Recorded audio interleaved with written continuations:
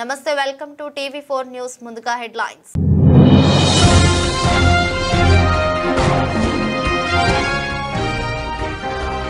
రష్యాలోని 38 అంతస్తుల బిల్డింగ్ లోకి దూసుకొచ్చిన ఉక్రెయిన్ డ్రోన్లు ఈ దాడిలో 4 గాయపడగా ఒకరి పరిస్థితి విషమం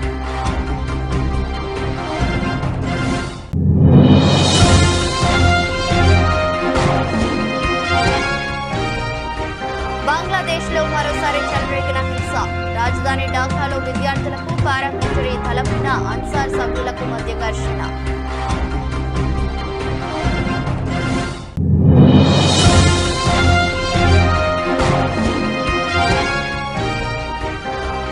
అహ్మదాబాద్ లో మద్యం మందులో వ్యక్తి బీభత్సం వేగంగా కారు నడుపుతూ ఆగుతున్న మరో కారును ఢీకొట్టిన వ్యక్తి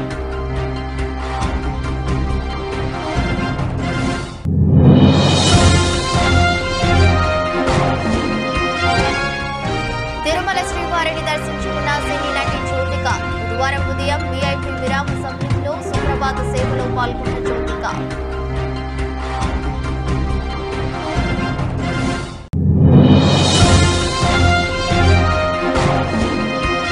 ఏపీ పోలీసులు గాలించడంపై స్పందిస్తూ వీడియో విడుదల చేసిన director Ram Gopal Varma movie shooting లో ఉన్నందున విచారణకు రాలేకపోతున్నట్లు తెలిపిన వర్మ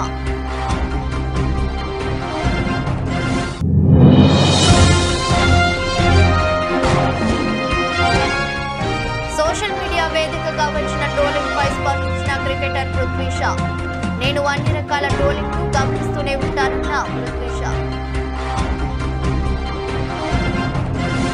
రష్యాలోని సరతోవ్ ప్రాంతంలో ఉన్న 38 అంతస్తుల బిల్డింగ్ లోకి ఉక్రెయిన్ డ్రోన్లు దూసుకొచ్చాయి. ఈ విషయాన్ని గవర్నర్ రోమన్ బుసర్జినా తెలిపారు. ఉక్రెయిన్ దాడి పట్ల వైమానిక దళాలు ప్రతిస్పందించినట్లు పేర్కొన్నారు. ఈ దాడిలో 4 గాయపడగా ఒకరి పరిస్థితి విషమంగా ఉన్నట్లు సమాచారం. కాగా 20 డ్రోన్లను తిప్పికొట్టినట్లు రష్యా రక్షణ మంత్రిత్వ శాఖ తెలిపింది.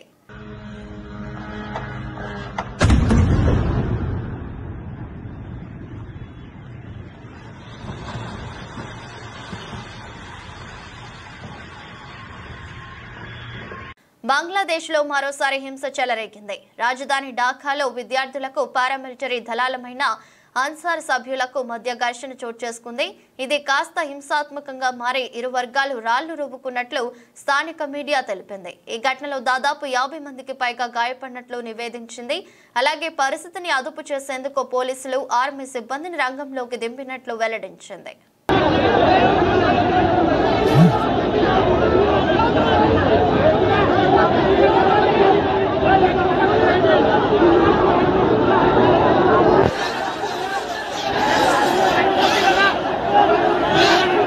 మద్యం మత్తులో వ్యక్తి బీభత్సం సృష్టించాడు. వేగంగా కారు నడుపుతూ ఆగి ఉన్న మరో కారును ఢీకొట్టి ఈడ్చుకెళ్లాడు. ఈ ఘటన గుజరాత్ లోని అహ్మదాబాద్ లో చోటు చేసుకుంది. దీనికి సంబంధించిన వీడియో సోషల్ మీడియాలో వైరల్ గా మారింది. ఈ మేరకు వ్యక్తి మద్యం మత్తులో కారును వేగంగా నడుపుతూ రోడ్డుపై ఆగి ఉన్న కారును ఢీకొట్టి ఈడ్చుకెళ్లాడు. అనంతరం ఆ కారు అదుపు తప్పడంతో మరికొన్ని వాహనాలను ఢీకొట్టింది. సదరు వ్యక్తి మత్తులో తాగుతూ కనిపించాడు.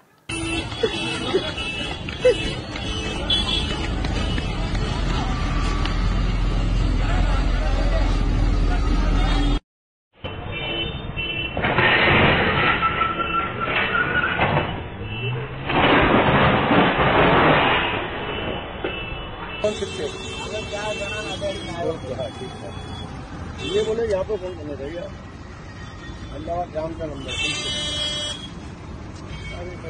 नंबर आएगा ये छोड़ना जाए उसके बाद में डाल लेते हैं एक बार నూతన టెక్స్టైల్ పాలసీపై ముఖ్యమంత్రి చంద్రబాబు నాయుడు సచివాలయంలో సమీక్ష నిర్వహించారు.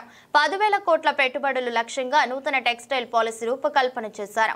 2018-23 పాలసీ కంటే మరింత మెరుగ్గా ఈ పాలసీ ఉండాలని ముఖ్యమంత్రి అధికారులకు సూచించారు. రాష్ట్రంలో సమృద్ధిగా పెట్టుబడులు సాధించడం ద్వారా పారిశ్రామిక అభివృద్ధిని సాధించేందుకు రాష్ట్ర ప్రభుత్వం నూతన పాలసీలు ప్రకటిస్తోంది. ఇప్పటికే 10కి పైగా పాలసీలను రాష్ట్ర ప్రభుత్వం ప్రకటించింది. ఈ క్రమంలో కొత్తగా టెక్స్టైల్ టెక్స్టైల్ పాలసీని తీసుకువచ్చేందుకు నిర్ణయించింది. దీనిలో భాగంగా నూతన టెక్స్టైల్ పాలసీపై ముఖ్యమంత్రి చంద్రబాబు నాయుడు సచివాలయంలో సమీక్ష నిర్వహించారు. 10,000 కోట్ల పెట్టుబడుల లక్ష్యంగా నూతన టెక్స్టైల్ పాలసీ రూపకల్పన చేశారు. దీని ద్వారా 2 లక్షల మందికి ఉద్యోగ అవకాశాలు కల్పించవచ్చు. కొత్త పాలసీలో ప్రోత్సాహకాలు ఇచ్చి weaving, processing, garments and integrated units కు ప్రోత్సాహం ఇవ్వాలని నిర్ణయించారు. కొత్త పాలసీలో భాగంగా క్యాపిటల్ సబ్సిడీ పెంచనున్నారు. ఎస్సీ, ఎస్టీ, బీసీ, మైనార్టీలతో పాటు మహిళలకు అదనంగా ప్రోత్సాహకాలు ఇచ్చే అవకాశంపై ప్రతిపాదించారు. 2018-23 పాలసీ కంటే మరింత మెరుగ్గా ఈ పాలసీ ఉండాలని ముఖ్యమంత్రి అధికారులకు సూచించారు. ఈ రంగంలో వచ్చే పెట్టుబడుల ద్వారా గ్రామ స్థాయిలో పెద్ద ఎత్తున మహిళలకు ఉపాధి కల్పించవచ్చని సీఎం అన్నారు. కొత్త పాలసీ ద్వారా వస్త్ర తయారీలో పెట్టుబడులకు రాష్ట్రం ఉత్తమమైన వేదిక అవుతుందని పాలసీపై డ్రాఫ్ట్ పై సంతృప్తి వ్యక్తం చేసిన సీఎం దీనికి ఆమోదం తెలిపారు. రానున్న రోజుల్లో దీన్ని కేబినెట్ ముందుకు తీసుకురానున్నారు. టెక్స్టైల్ పాలసీతో పాటు లెదర్ పాలసీ పైన సీఎం సమీక్ష చేశారు. మరింత కసరత్తు తర్వాత లెదర్ పాలసీపై ముందుకు వెళ్లాలని సీఎం సూచించారు.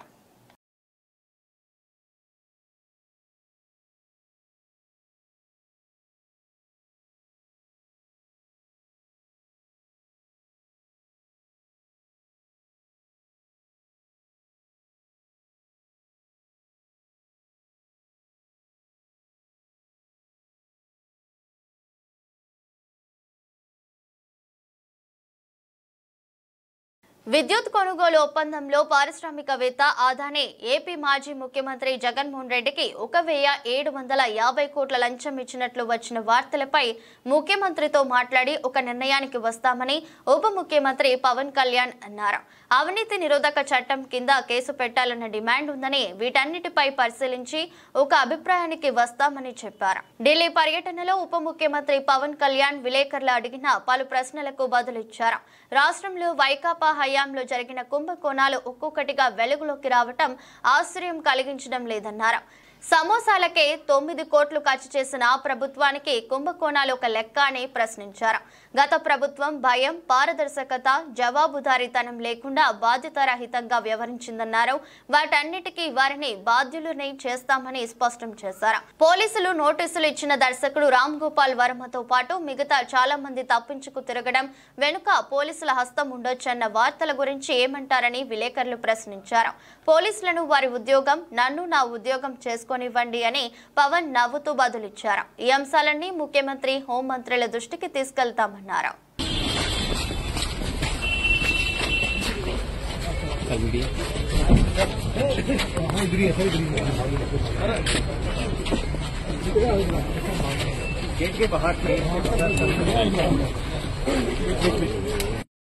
జగన్మోహన్ రెడ్డి 1,750 కోట్ల లంచం తీసుకుంటే ఎటువంటి చర్య తీసుకోలేదని ఏపీసీసీ అధ్యక్షురాలు వైఎస్ షర్మిల విమర్శించారు. విద్యుత్ కొనుగోళ్ల విషయంలో ఎటువంటి దర్యాప్తు జరగడం లేదని పేర్కొన్నారు. రాష్ట్రంలో రాజ్యాంగాన్ని వైకాపా గౌరవించడం లేదని దుయ్యబట్టారు.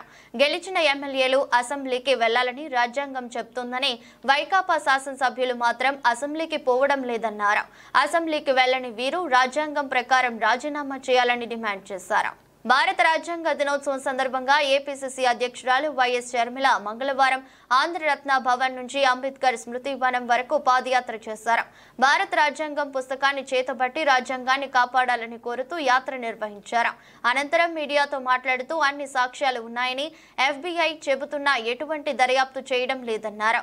వెంటనే దీనిపై విచారణ కమిటీ వేయాలని చంద్రబాబు నాయుడు డిమాండ్ చేశారు. రాష్ట్రంలో రాజ్యాంగాన్ని వైకాపా గౌరవించడం లేదని దుయ్యబట్టారు. గెలిచిన ఎమ్మెల్యేలు అసెంబ్లీకి వెళ్లాలని రాజ్యాంగం చెబుతోందని, వైకాపా శాసనసభ్యులు మాత్రం అసెంబ్లీకి పోవడం లేదన్నారు. అసెంబ్లీకి వెళ్లని వీరు రాజ్యాంగం ప్రకారం రాజీనామా చేయాలని డిమాండ్ చేశారు. రాజ్యాంగానికి భాజపా విలువ ఇవ్వడం లేదని, ఇప్పుడు దేశంలో ఆ పార్టీ రాజ్యాంగం నడుస్తుందన్నారు. భాజపాకు వ్యతిరేకంగా మాట్లాడితే గొంతు నొక్కుతున్నారని, కేసులు పెడుతున్నారని అన్నారు. ఎన్నికల సంఘాన్ని కూడా గుప్పిట్లో పెట్టుకున్నారని ఆరోపించారు. అదానిని బీజేపీ కాపాడుతోందని, మోదీతో పాటు అందరూ అదానికి భయపడుతున్నారని ఆరోపించారు. దేశ సంపద మొత్తం అదానికి దోచిపెట్టారని ఆగ్రహం వ్యక్తం చేశారు. దేశంలో అన్ని వర్గాల ప్రజలకు న్యాయం జరగాలంటే తక్షణం కులగణన జరగాలని డిమాండ్ చేశారు.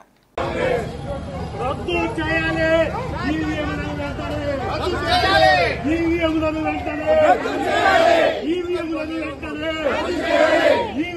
వెంటనే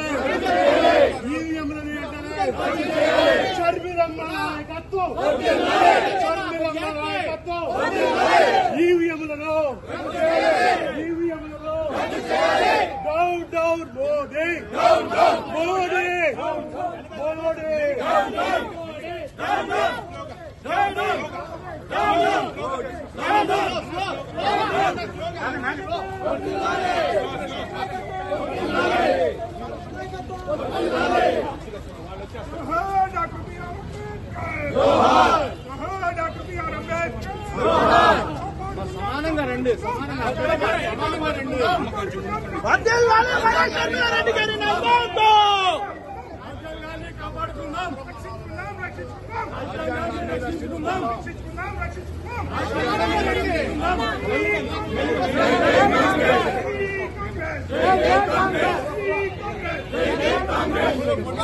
ముందుకు కాదండి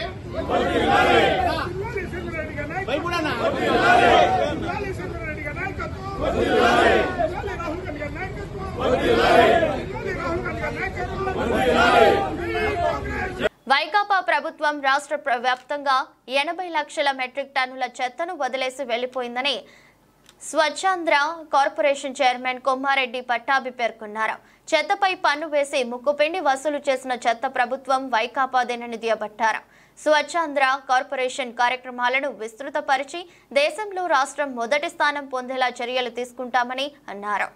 విజయవాడ అజిత్ సింగ్ నగర్లోని ఎక్సెల్ ప్లాంట్ ను స్వచ్ఛాంధ్ర కార్పొరేషన్ చైర్మన్ కొమ్మారెడ్డి పట్టాభి మంగళవారం పరిశీలించారు. ఇక్కడ చెత్తను శుభ్రం చేసే విధానం, జిందాల్ పవర్ ప్లాంట్ వ్యర్థాలు రవాణా తీరును పరిశీలించారు. అనంతరం మీడియాతో మాట్లాడుతూ గత 5 సంవత్సరాలుగా చెత్త నిర్వహణ ప్రక్రియను పూర్తిగా అశ్రద్ధ చేశారని, సామాజిక మరుగుదొడ్లు నిర్వహణ సరిగా లేదన్నారు. గత ప్రభుత్వం చేసిన పాడు పనులను కూటమి ప్రభుత్వం గాడిన పెట్టే పనిలో ఉందన్నారు. రాష్ట్ర వ్యాప్తంగా వివిధ నగరాల్లో చెత్తను తొలగించి రాబోయే రోజుల్లో ఒక ప్రణాళిక రూపొందించుకుని చెత్తతో సంపద సృష్టి ఎలా అనే దానిపై ముఖ్యమంత్రి చంద్రబాబు నాయుడు సూచనలతో ముందుకు వెళ్తామని తెలిపారు. స్వచ్ఛాంధ్ర కార్పొరేషన్ కార్యక్రమాలను విస్తృతపరిచి దేశంలో రాష్ట్రం మొదటి స్థానం పొందేలా చర్యలు తీసుకుంటామని తెలిపారు. మీద పన్నేసినటువంటి ఆ చెత్త ప్రభుత్వం రాష్ట్రంలో దాదాపుగా 85 లక్షల టన్నుల చెత్తని క్లియర్ చేయకుండా వదిలేసి వెళ్ళిపోవడం జరిగింది. ఇప్పుడు ఆ చెత్తనంతా కూడా ప్రస్తుత కూటమి ప్రభుత్వం చంద్రబాబు నాయుడు గారి నేతృత్వంలో క్లియర్ చేస్తూ ఉన్నాం. మున్సిపల్ శాఖ మంత్రి నారాయణ గారు కానివ్వండి, అదేవిధంగా గ్రామీణాభివృద్ధి పంచాయతీరాజ్ శాఖ మంత్రి ఉప ముఖ్యమంత్రి పవన్ కళ్యాణ్ గారు వీరిద్దరూ కూడా ఈ ఇష్యూ పైన చాలా సీరియస్గా పనిచేస్తూ ఉన్నారు. అతి త్వరలోనే ఈ లెగసీ వేస్ట్ గత ప్రభుత్వం వదిలి వెళ్ళిపోయినటువంటి బాధ్యతారహితంగా వదిలి వెళ్ళిపోయినటువంటి 85 లక్షల టన్నులని చెత్తని అతి త్వరలోనే క్లియర్ చేస్తాం. దానినే మాకు ప్రథమ టార్గెట్గా నారా చంద్రబాబు నాయుడు గారు మాకు అప్పచెప్పడం జరిగింది. ఆ తర్వాత వేస్ట్ సెగ్రిగేషన్ అంటే రకరకాల సొల్యూషన్స్ మనకున్నాయి. వేస్ట్ ఎనర్జీ కాకుండా కాంపోస్టింగ్ కానివ్వండి, కంప్రెస్డ్ బయోగ్యాస్ ద్వారా కానివ్వండి, మెటీరియల్ రికవరీ ఫెసిలిటీ ద్వారా వేస్ట్ టు వెల్త్ అనే కాన్సెప్ట్ని చెత్త నుంచి కూడా మనం ఆదాయాన్ని మనం సమకూర్చుకోవచ్చు. అది పవర్ జనరేషన్ ద్వారా, బయోగ్యాస్ ద్వారా కానివ్వండి, లేదంటే సెగ్రిగేటెడ్ డ్రై వేస్ట్ నుంచి వచ్చినటువంటి ప్లాస్టిక్ కానీ, పేపర్ కానీ, ఈ వేస్ట్ కానీ, ఇట్లా ప్రపంచవ్యాప్తంగా అనేక దేశాలు వేస్ట్ నుంచి రెవెన్యూ వాళ్ళు ఎర్న్ చేస్తూ ఉన్నారు. కాబట్టి ఆ దిశగా అవన్నీ కూడా అమలుపరిచే విధంగా మేము ప్రణాళికలు సిద్ధం చేస్తూ ఉన్నాం. ప్రజల్లో అవగాహన కల్పించడానికి, పరిశుభ్రత పైన అవగాహన కల్పించడానికి రాబోయే రోజుల్లో మరి స్వచ్ఛాంధ్ర కార్పొరేషన్కి బ్రాండ్ అంబాసిడర్స్ని నియమించి మరి అవేర్నెస్ క్యాంపెయిన్స్ అన్నీ కూడా పెద్ద ఎత్తున ముందుకు తీసుకెళ్ళబోతున్నాం. ఆ రకంగా స్వచ్ఛాంధ్ర కార్పొరేషన్ తన కార్యక్రమాలను విస్తృతపరిచి దేశంలోనే స్వచ్ఛత విషయంలోనే నెంబర్ 1 ర్యాంకులో మన రాష్ట్రం ఉండే విధంగా ఇప్పుడు ప్రస్తుతం ఇవాళ చూసినట్లయితే మరి టాయిలెట్స్ విషయంగా కానీ, కమ్యూనిటీ శానిటరీ కాంప్లెక్సెస్ విషయంగా ఇవన్నీ చూస్తే అట్టడుగున స్థానంలో ఉన్నాం. అంటే గతంలో మన ODF ప్లస్ మనం అచీవ్ చేసిన గత 5 సంవత్సరాలుగా ఈ solid waste management, liquid waste management మీద పూర్తిగా అశ్రద్ధ వహించడం వల్ల మోడల్ విలేజెస్ కూడా మనం ఏర్పాటు చేసుకోలేకపోయాం. కాబట్టి ఇవన్నీ కూడా గాడిలో పెట్టి both solid and liquid waste ఎక్కడ STPలు అవసరం, ఎక్కడ FSTPలు అవసరం, ఇవన్నీ కూడా ప్రణాళికలు సిద్ధం చేసి అమలుపరిచి క్లీన్లీనెస్ విషయంలో, స్వచ్ఛత విషయంలో దేశంలో ఒక అగ్రగామి రాష్ట్రంగా రాష్ట్రాన్ని నిలబెడతాం. మొన్ననే ముఖ్యమంత్రి గారు విడుదల చేసినటువంటి విజన్ 2047లో 10 సూత్రాలని వారు తీసుకోవడం జరిగింది. దానిలో స్వచ్ఛ ఆంధ్రప్రదేశ్ అనేది కూడా ఒక గైడింగ్ ప్రిన్సిపల్గా విజన్ 2047లో పొందుపరిచారు. కాబట్టి చాలా సీరియస్గా ప్రణాళికాబద్ధంగా మరి ఈ ప్రభుత్వం ఈ విషయంలో సాలిడ్ వేస్ట్ మేనేజ్మెంటు స్వచ్ఛత విషయంలో పనిచేయబోతా ఉంది. దానిలో భాగంగానే ఈ రోజున ఈ ప్రాంతానికి మరి విజయవాడ మున్సిపల్ కార్పొరేషన్ చెందినటువంటి ఉన్నతాధికారులు అందరితో కలిసి పరిశీలనకు రావడం జరిగింది. గోలేటిలోని పీరియాడికల్ మెడికల్ ఎగ్జామినేషన్ సెంటర్లో గత 6 నెలలుగా ఎక్స్రే ప్లాంట్ పనిచేయడం లేదని, వెంటనే ఎక్స్రే ప్లాంట్ను ఏర్పాటు చేయాలని తెలంగాణ బొగ్గు గని కార్మిక సంఘం బెల్లంపల్లి ఏరియా కార్యదర్శి మారిన వెంకటేష్ డిమాండ్ చేశారు. ఈ కార్యక్రమంలో సెంట్రల్ కమిటీ నాయకులు ఓరం కిరణ్, మాంతు సమ్మయ్య, ఏరియా నాయకులు అనుమండ్ల సత్యనారాయణ, ఖైరిగూడ అసిస్టెంట్ ఫిట్ కార్యదర్శి మారిన చందర్ పాల్గొన్నారు. గత 6 నెలల నుండి ఎక్స్రా మిషన్ కావచ్చు, ఆడియో మిషన్ కావచ్చు పనిచేయకపోవడం చాలా విడ్డూరం. గతంలో తెలంగాణ బొగ్గని కార్మిక సంఘం బెల్లంపల్లి నాయకత్వంలో చేసిన రిప్రజెంటేషన్ మేరకు మా DGMS మెడికల్ వారి ఆదేశానుసారం ఇక్కడ ఏర్పాటు చేశారు. మరి ఏర్పాటు కొద్ది రోజులు మాత్రమే ఉన్నది. మరి గత 6 నెలల నుండి ఈ ఎక్స్రా మిషను, ఈ ఆడియో మిషన్ లేకపోవడం వలన మరి కార్మికులు చాలా ఇబ్బందులు పడుతున్నారు. మరి బెల్లంపల్లి ఏరియాలో 1000 మంది సుమారు కార్మికులు ఉన్నారు. మరి వారితో పాటు మరి కాంట్రాక్ట్ కార్మికులు కూడా ఇక్కడే PMA చేస్తున్నారు. మరి PM చేసి కార్యక్రమాల్లో ఇక్కడ ఎక్స్ట్రా మిషన్ పనిచేయకపోవడం వలన రోజు బెల్లంపల్లి హాస్పిటల్కు వీళ్ళను అంబులెన్స్లో పంపించడం జరుగుతుంది. వాళ్ళు మరి వ్యయ ప్రయాసాలు పొంది మరి బెల్లంపల్లి పోవడం అవుతుంది. మరి వారికి ఇక్కడికి PMకి వచ్చిన వారికి తాగునీటి సౌకర్యం కూడా లేకపోవడం చాలా విచారకరము. మరి ఇక్కడ మేము పలు సౌకర్యాలు కల్పిస్తామని చెప్తున్న యాజమాన్యము మరి గత 2 నెలల నుండి చూస్తే మరి ఉత్పాదకత మీదనే సమీక్షలు జరుపుతున్నారు, కానీ కార్మిక సంక్షేమం మీద సమీక్షలు జరపకపోవడం చాలా విడ్డూరంగా ఉన్నది. కానీ ఇక్కడైనా మరి ఇక్కడ బెల్లంపల్లి ఏరియాలోని గోలేటి డిస్పెన్సరీలో ఎక్స్ట్రా మిషన్ కావచ్చు, ఆడియో మిషన్ పెట్టి డాక్టర్ గారిని కేటాయించినట్టే ఇక్కడ కార్మికులకు సౌకర్యంగా ఉంటారని తెలంగాణ బొగ్గని కార్మిక సంఘం డిమాండ్ చేస్తుంది. జై తెలంగాణ. కార్మికుల ఐక్యత, కార్మికుల ఐక్యత. జై తెలంగాణ, జై Telangana.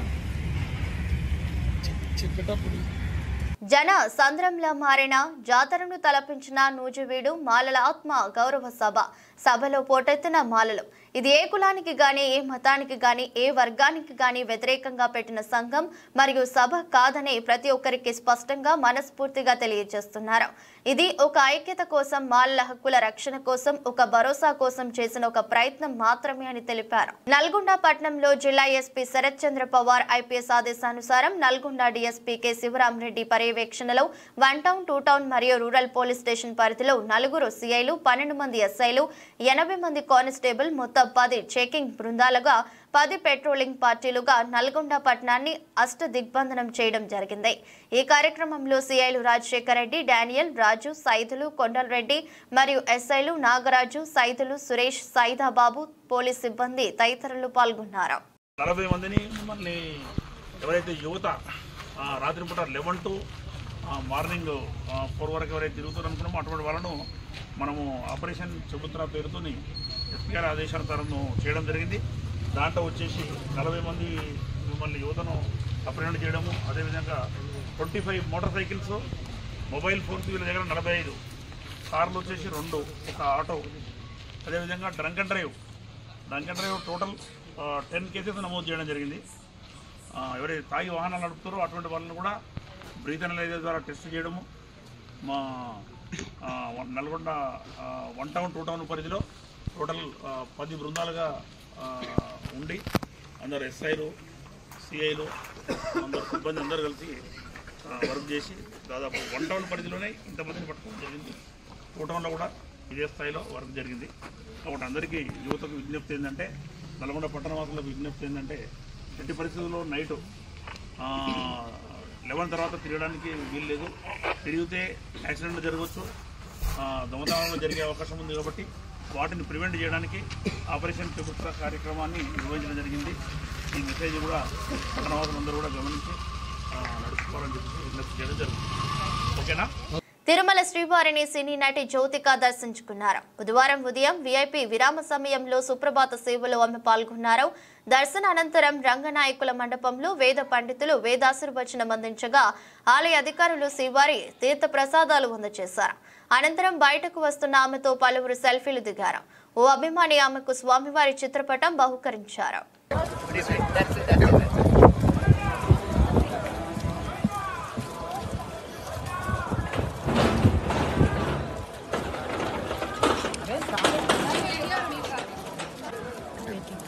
Madam second madam temple photo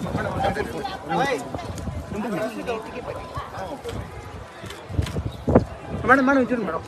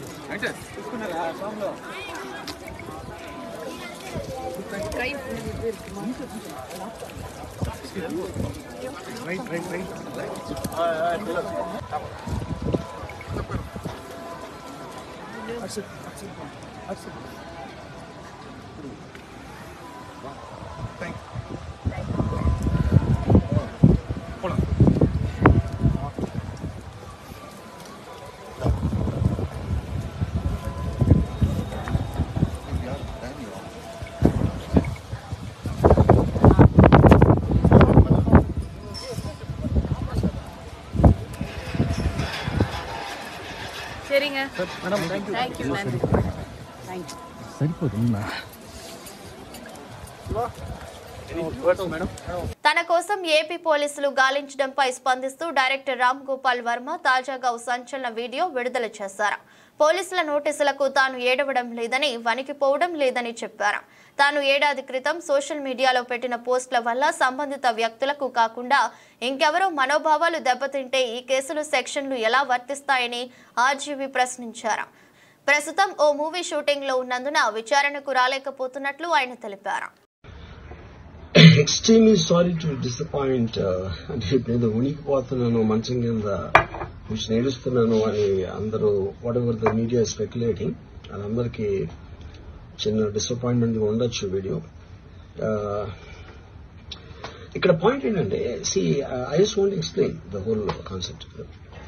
ఇప్పుడు నేను ఆల్మోస్ట్ ఒక 1 year బ్యాక్ ఏదో ట్వీట్స్ పెట్టాను అనే ఎలిగేషన్. ఆ ట్వీట్స్ ఎవరో మనోభావాలు దెబ్బతిన్నాయి. ఇక్కడ విచిత్రం ఏంటంటే 1 year బ్యాక్ పెట్టిన ట్వీట్స్ 4 డిఫరెంట్ ప్లేసెస్ లో 4 డిఫరెంట్ జ్యూరిస్డిక్షన్స్ లో 4కి ఒకే 3-4 రోజుల వ్యవధిలో వాళ్ళ మనోభావాలు దెబ్బతిన్నాయి. వాళ్ళు ఆ పరంగా కంప్లైంట్ ఇవ్వడం, కేసులు పెట్టడం జరిగింది. ఇక్కడ పాయింట్ 1 ఎవరి మీద అయితే నేను పెట్టానని వాడు చెప్తున్నారో వాళ్ళకి లేదు, ఎవరో థర్డ్ పార్టీ అసలు సంబంధం లేనివాడు. ఆ కాంటెక్స్ట్ లో అసలు ఈ కేసు ఎలాగా ఈ సెక్షన్స్ ఎలా వర్తిస్తాయి అనేది అప్పుడు ఆబ్వియస్ గా నాకు వచ్చే అనుమానం కానీ నాకు కానీ నా మనుషులు కానీ ఇది ఒక పర్సిక్యూషన్ చేయటానికి ఒక పద్ధతి ప్రకారం ఉన్న ఎలవబుల్ లాస్ ని వాడుతున్నారా, లేకపోతే ఇప్పుడు వరల్డ్ ఓవర్ ఒక ఫినామినా ఏం జరుగుతుందంటే పొలిటికల్ పార్టీస్ వాళ్ళు they are weaponizing the systems of the police. అది అమెరికాలో జరుగుతుంది, యూరోప్ లో జరుగుతుంది, ఇక్కడ కూడా జరుగుతుంది. అప్పుడు నేను ఏ ఒక్క వ్యక్తిని, ఒక పోలీస్ ఆఫీసర్ని కానీ ఒక పొలిటికల్ పర్సన్ కానీ నేను బ్లేమ్ చేయట్లా. I think it happens in certain ఒక ఏమంటారు దాన్ని ఒక వే. అది అందరూ కూడా ఎంతో కొంత అది చేయటానికి టెంప్టేషన్ ఉండొచ్చు. But eventually there is the law of the land which will take the final call. So అది that I completely agree, believe in that and I abide by that as a citizen. So ఇప్పుడు ఇక్కడ జరిగింది ఏంటి, నాకు ఒక notice వచ్చింది, నేను ఒక రిప్లై ఇచ్చాను, ఫలానా చోట ఫలానా తారీఖు నేను వస్తాను. అప్పటికి నాకు జరుగుతున్న పని ఒక ఆన్ గోయింగ్ స్కెడ్యూల్ ఉంది కాబట్టి, నాకు ఫిల్మ్ వర్క్ ఉంది కాబట్టి అవ్వలేదు. అండ్ ఇట్ ఈస్ వేరే ప్రొడ్యూసర్ చేస్తాను, ఆ ప్రొడ్యూసర్కి నష్టం వస్తుంది కాబట్టి నేను మళ్ళీ టైం అడిగాను. ఇదేంటి కేసు, ఇదేం అర్జెంట్ కేసు అంటే 1 year తర్వాత ట్వీట్ చూసిన అతనికి 1 week లో అన్ని అయిపోవాలనేది ఏమన్నా మీనింగ్ ఉంటుంది అసలు దానికి? So which basically means it is being done for purposes other than the urgency of the case. ఇది అర్జెన్సీ ఆఫ్ ద కేసు అంటే మీరు మర్డర్లు గేడర్లు ఇన్ని జరిగి సంవత్సరాలు తీసుకుని IPL 2025 మెగా వేలంలో పృథ్వీ షాకు అవకాశం రాలేదు. అతన్ని తీసుకునేందుకు ఏ ఫ్రాంచైజీ ఆసక్తి చూపించలేదు. ఈ క్రమంలో సోషల్ మీడియా వేదికగా వచ్చిన ట్రోలింగ్ పై అతడు స్పందించాడు. నేను అన్ని రకాల ట్రోలింగ్ ను గమనిస్తూనే ఉంటా, నాపై చేసే మీమ్స్ ను చూస్తూనే ఉంటా. కొన్నిసార్లు అవి మనల్ని బాధ పెడుతుంటాయి. ఏం చేసినా తప్పుబట్టే వాళ్ళు ఉంటారని మాత్రం అర్థం చేసుకున్నా. తప్పు లేదని తెలిస్తే అందరికీ కనిపించేలా చేయాలి అని షా తెలిపాడు. फॉर एग्जाम्पल अभी थोड़ा टाइम पहले मैं ट्रोल हुआ तामड़ी सामड़ी पे, ठीक है, तो मैं डांस कर रहा हूँ और मेरे सारे माय सिस्टर्स एंड कोई भाभियां भी थी उसमें मेरे, तो फैमिली बेसिकली फैमिली फ्रेंड्स थे. तो मेरे 25th बर्थडे पे मैं तामड़ी सामड़ी पे डांस कर रहा हूँ और बहुत ही मजे कर रहा हूँ. और मेरी एक बहन ने सोशल मीडिया पे डाल दिया कि you know we having fun whatever, और उस पे मैं ट्रोल हो गया कि अरे हम प्रे कर रहे हैं पृथ्वी वापस टीम में है, लेकिन पृथ्वी यहाँ पे तामड़ी चामड़ी कर रहा है. मैं सोच रहा हूँ यार मैं साल में एक दिन तो बना सकता हूँ ना खुद का, यू नो. जब मैं नहीं बनाता हूँ तब लोग आप लोग ट्रोल करते हो, और जिस दिन मेरा है उस दिन भी ट्रोल कर रहे हो. मैं सोच रहा हूँ यार कि मैंने इसमें क्या गलत कर दिया है. कुछ गलत भी कर रहा हूँ वो भी मेरे को पता है, बट ये नहीं होना चाहिए कि अगर कोई चीज गलत नहीं है उसको गलत तरीके से जब दिखा देते हैं, बस वो नहीं होना चाहिए. One side of the story. हाँ, తమిళ డైరెక్టర్ వెట్రిమారన్ కు చేదు అనుభవం ఎదురైంది. విడుదల 2 ట్రైలర్ లాంచ్ ఈవెంట్ సందర్భంగా మూవీ కోసం పనిచేసిన సిబ్బందికి ఆయన ధన్యవాదాలు తెలిపారు. ఇంతలోనే ఇద్దరు ఆయన వద్దకు వచ్చి తమ పేర్లు చెప్పాలని సూచించారు. దీంతో వెట్రిమారన్ ముఖ కవలికలు మారిపోయాయి. కన్నీళ్లు పెట్టుకుంటూ ఆయన తన ప్రసంగాన్ని ముగించారు. మైకు పెట్టేసి తన కుర్చీలో కూర్చున్నారు. ఈ వీడియో సోషల్ మీడియాలో వైరల్ అవుతోంది. అసిస్టెంట్ మేనేజర్స్, ப்ரொடக்ஷன் அசிஸ்டன்ட்ஸ் எல்லாருமே வந்து அதுல இருக்கிறவங்க, அவங்களுடைய கமிட்மெண்ட் தான் வந்து அந்த படத்தை கம்ப்ளீட் பண்ணுது. ஸோ நான் தான் யார் பேரும் சொல்லன்னு சொல்லிட்டேனடா, ஏன்டா எல்லாரும் టీమ్னா எல்லாரும் தானடா. వార్తలు ముగించే ముందు మరోసారి హెడ్లైన్స్.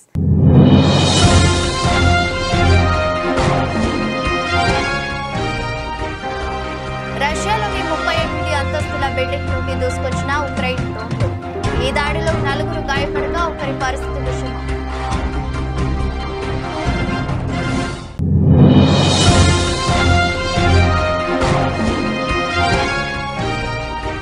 బంగ్లాదేశ్ లో మరోసారి చెలరేగిన హింస. రాజధాని ఢాకాలో విద్యార్థులకు పారామిలిటరీ దళమైన అన్సార్ సభ్యులకు మధ్య ఘర్షణ.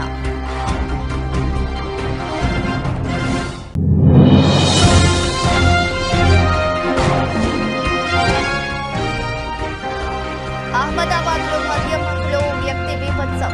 వేగంగా కారు నడుపుతూ ఆగుతున్న మరో కారును ఢీకొట్టిన వ్యక్తి.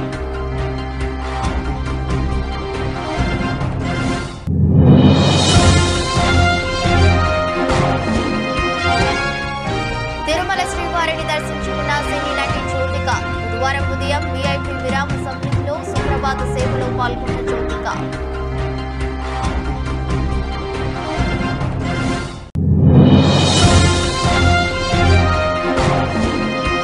ఏపీ పోలీసులు గాలించడంపై స్పందిస్తూ వీడియో విడుదల చేసిన director Ram Gopal Varma. Movie shooting లో ఉన్నందున విచారణకు రాలేకపోతున్నట్లు తెలిపిన వర్మ.